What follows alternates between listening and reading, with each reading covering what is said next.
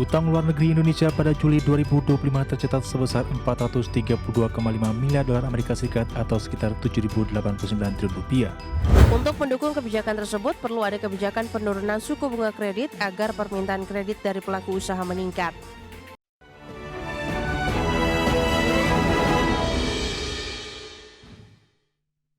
Ya, pemirsa, Bank Indonesia melaporkan utang luar negeri Indonesia pada bulan Juli 2025 tercatat sebesar 432,5 miliar dolar Amerika Serikat atau sekitar 7.089 triliun rupiah.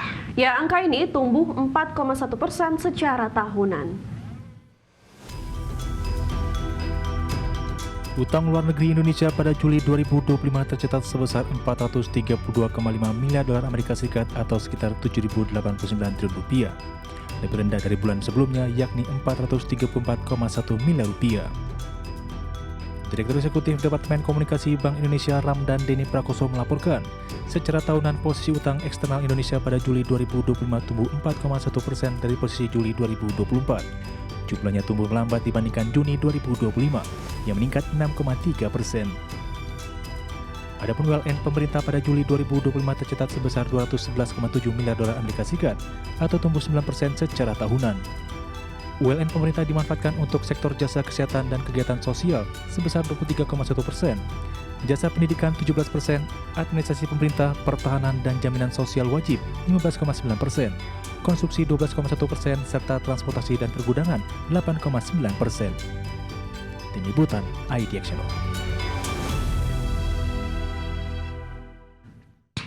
Ya, pemirsa, penyaluran dana segar sebesar 200 triliun rupiah yang diharapkan bisa menggerakkan roda perekonomian bukan tanpa tantangan.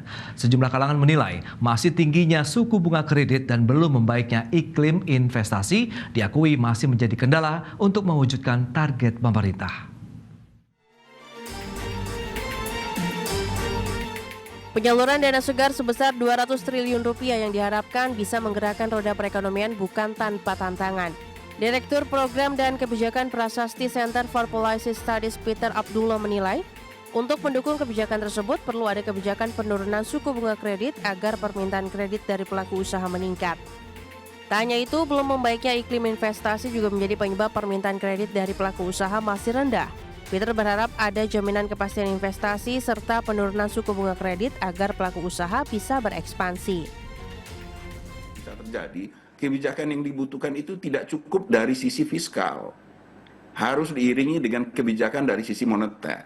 Harus diiringi dengan kebijakan dari sisi sektorial.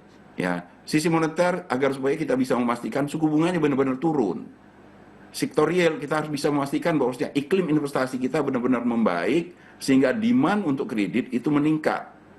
Ya, kalau itu ketiga hal ini tidak terjadi, saya tidak bisa membayangkan bahwasanya apa yang diinginkan oleh Pak Menteri itu dengan mudah itu bisa terwujud.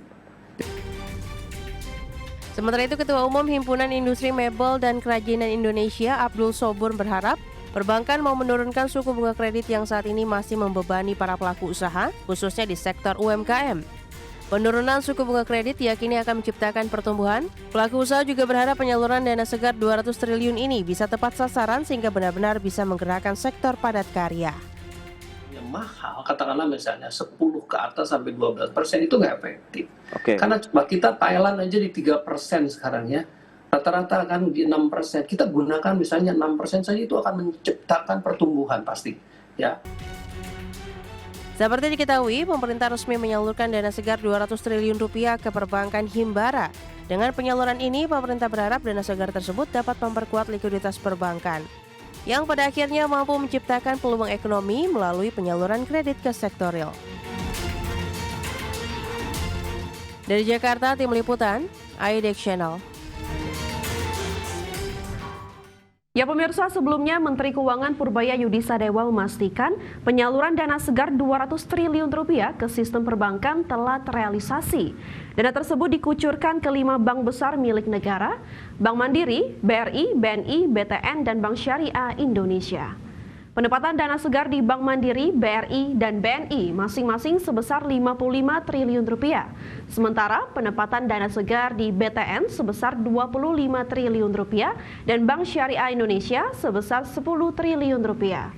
Dengan penyaluran ini, pemerintah berharap dana segar tersebut dapat memperkuat likuiditas perbankan, yang pada akhirnya mampu menciptakan peluang ekonomi melalui penyaluran kredit ke sektor real.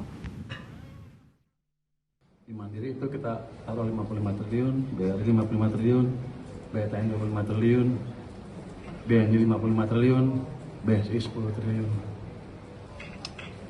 Itu jadi dananya akan kita kirim. Sudah saya setuju tadi pagi, minta lagi dikirim sama dia. Kamu yang jangan rapat di atas ya, langsung balik lagi kita langsung kirim.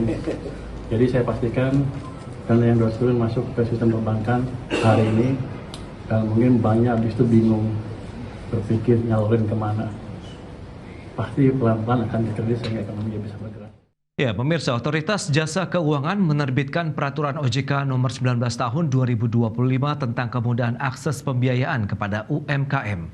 Dengan terbitnya POJK UMKM, sektor UMKM diharapkan semakin berdaya saing dan berkontribusi signifikan terhadap perekonomian nasional.